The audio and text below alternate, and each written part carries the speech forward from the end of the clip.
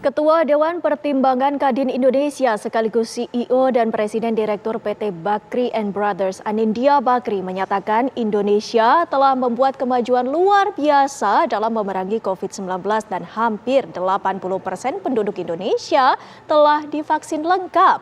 Untuk mendukung upaya penanganan lebih lanjut, Anindya menegaskan dibutuhkan perluasan pencegahan dan perawatan primer. Berikut pernyataan selengkapnya dari Anindya Bakrie dalam forum B20 International Advocacy First Meeting.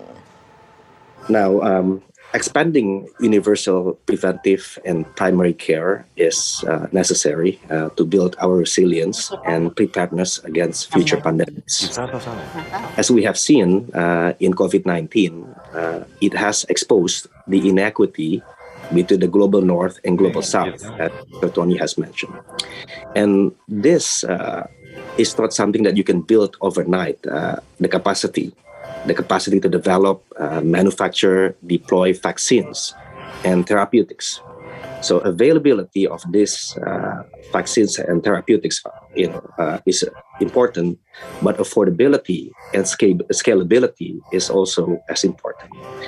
Now, the future pandemic preparedness also relies on our ability to monitor and detect variants and pathogens to enable a better response. And with the digitalization, machine learning, and AI, a lot of things, telemedicine is now possible. I think one thing mentioned is the genomic sequencing as a technology.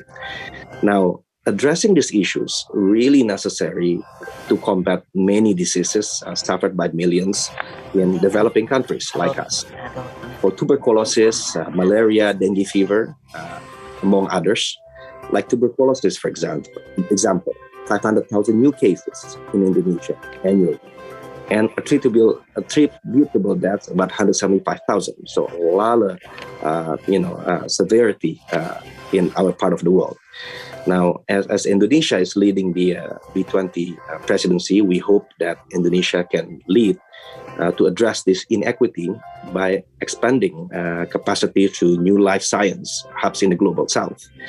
And Indonesia alone, for example, is importing a lot of health materials as much as $40 billion. So that can be also an opportunity to build our industry in manufacturing and infrastructure capability.